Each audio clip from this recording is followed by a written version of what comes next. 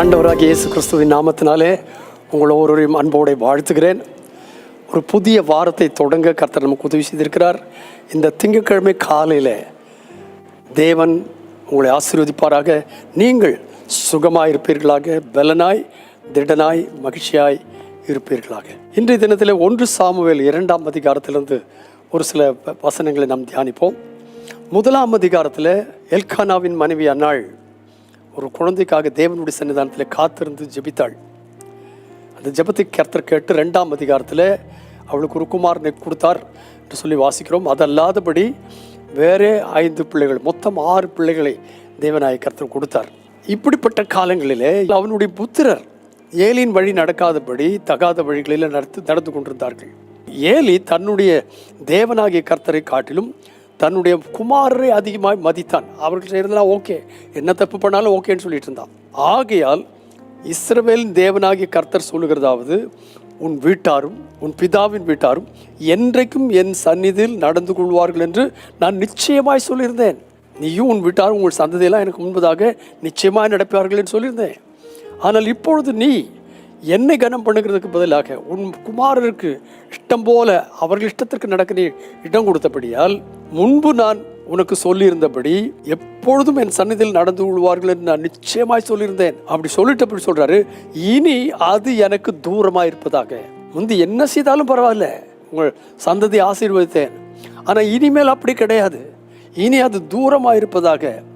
என்னை கனம் பண்ணுகிறவர்களை நான் கனம் பண்ணுவேன், என்னை அசட்டை பண்ணுகிறவர்கள் கனவீனப்படுவார்கள் என்று கர்த்தர் சொல்கிறார்.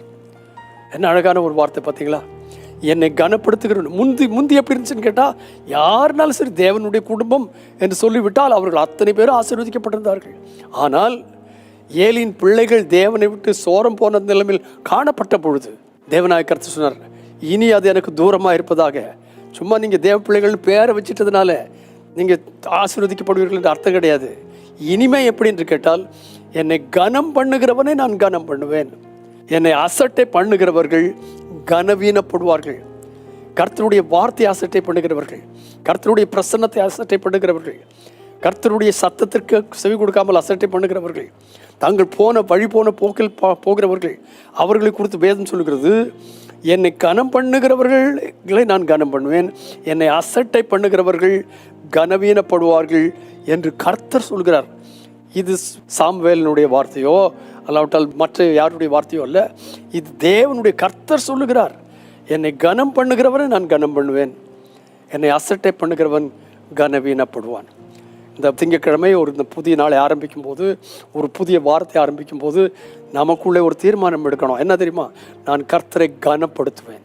என்னுடைய வார்த்தையினாலே, செயலினாலே, போக்கிலே, வரத்திலே, ஊழியத்திலே, எல்லா எல்லைகளிலும் நான் கர்த்தரை கனம் பண்ணுவேன்.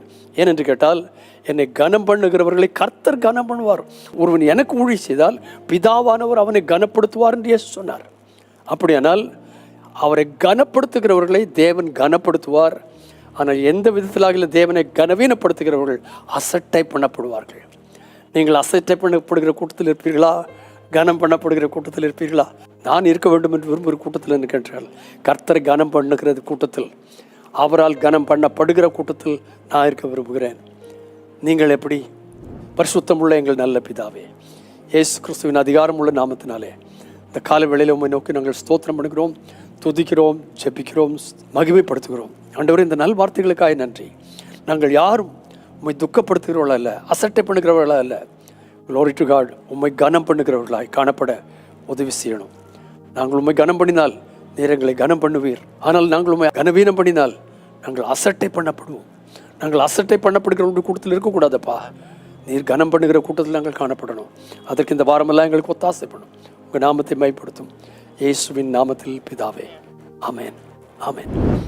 ஸோ கர்த்தரை கனம் பண்ணுகிற கூட்டத்தில் நாம் காணப்படும். ஏனென்று கேட்டால், இனி அதுதான் காரியம். முந்தி மாதிரி இல்லை, கனம் பண்ணுகிறவனே கனம் பண்ணுவேன். அப்படி இருப்போமா? May God bless each one of us abundantly, again and again and again and again. Amen.